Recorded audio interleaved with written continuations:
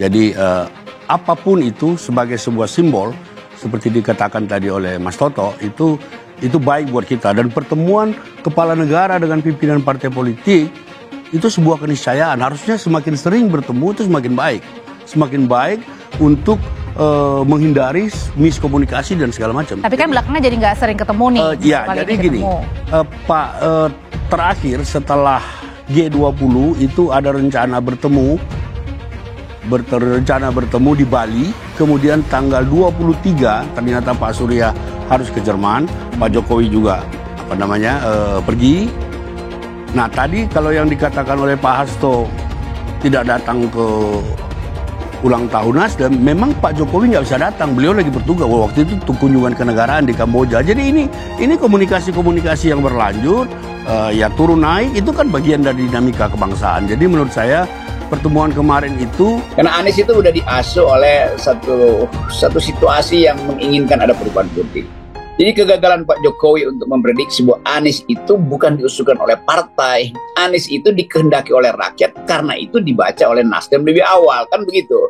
Dan tentu Demokrat juga menginginkan AHY sebetulnya, tetapi Demokrat ke partai yang rasional, dia merasa bahwa oke, Anies ada di depan, kalau AHY lakukan counter force itu untuk imbangi Anies, justru terpecah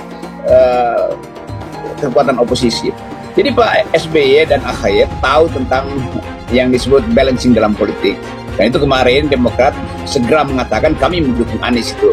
Soal siapa jadi cawapresnya itu belakangan.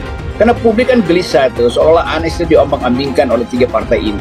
Jadi Demokrat dengan penuh perhitungan melangkah lebih cermat, ya kan, memahami secara lebih seutuhnya seluruh kebijakan dan polisi pemerintahan yang dijalankan oleh administrasi roda pemerintahan di bawah kepemimpinan Pak Jokowi Ma'ruf Amin ini bisa dijelaskan dan diperankan oleh Nasdem.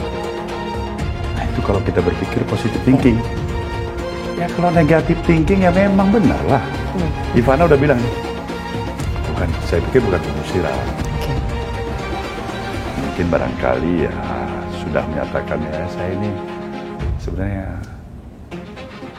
antara bagaimana ya merasa Nasdem itu masih kita perlukan atau tidak, barangkali itulah. Itu yang sedang dalam pemahaman pemikiran daripada alam pikirannya Presiden Jokowi kalau kita berpikir dalam perspektif negative thinking.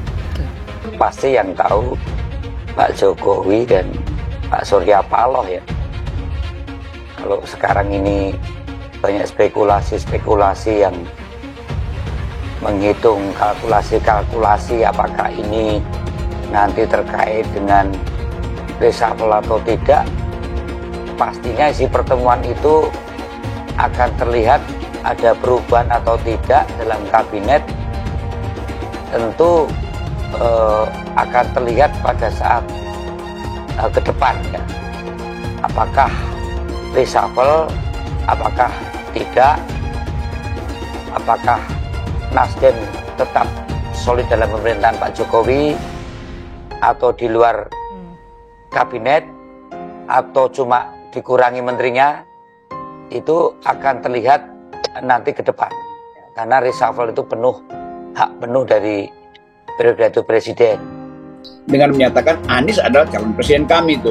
Lalu bertanya wakil presiden itu urusan belakangan, yang penting udah dinyatakan bahwa Anies itu akan didukung oleh Demokrat. Nah, demikian juga PKS mungkin dalam 2-3 hari melakukan hal yang sama.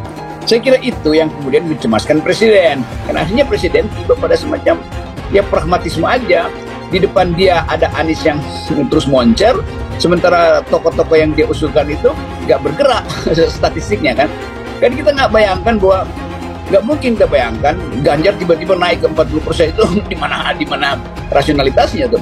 Karena Ganjar udah diukur per 3 tahun ini atau 3 semester ini minimal segitu-gitu aja, nggak pernah masuk misalnya jadi 27%, mendekati 30 itu nggak pernah tuh.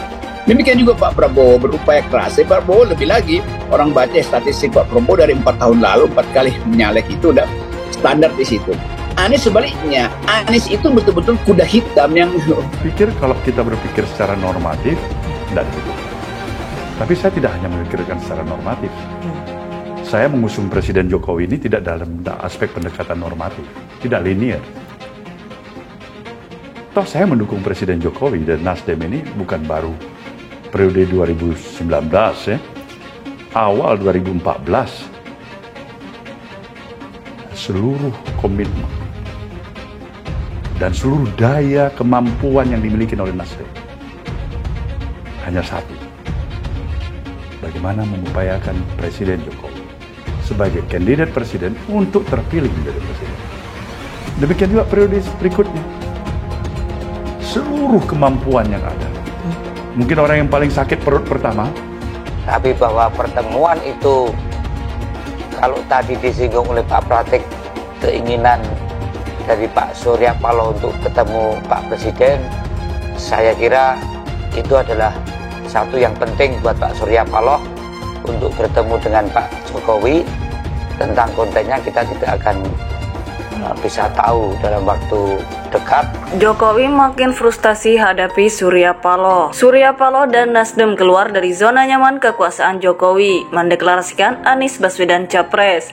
Angin perubahan itu memantik badai politik nasional. Istana terguncang, rakyat dibuat kaget. Sebagian pihak meragukan manuver cerdas putra Aceh itu. Namun terbukti Nasdem tulus mengulur tangan, melebur dengan seluruh elemen posisi. Berbagai upaya menjegal Anies terus dilakukan, justru bikin Surya Paloh dan Nasdem makin solid. Tambah kencang menyerukan perubahan. Wajar publik bersimpati dan apresiasi. Lebih heroik, Surya Paloh lantang menegaskan, jangankan masuk penjara, dibunuh pun bakal tetap dukung Anies. Sikap keberanian tersebut memompa semangat rakyat banyak. Surya Paloh bukan politisi kaleng-kaleng, dia tokoh pers dan sekaligus orator visioner yang terkenal tangguh di panggung nasional. Di berbagai momen strategis, Paloh sangat diperhitungkan. Nurani Surya Paloh terusik oleh aneka ketidakadilan di negeri ini, menyadarkan dirinya bahwa berada di empuknya kekuasaan tentu menyobek hati.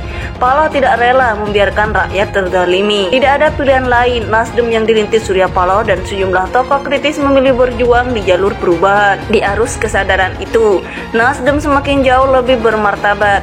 Pilihan yang sangat berat, banyak tantangan harus dilewati. Namun rakyat menaruh harapan Nasdem dan Surya Paloh terus berlayar. Sekali layar terkembang, pantang surut ke belakang. Perubahan adalah arena pertarungan yang mesti dilalui dengan tekad yang kuat.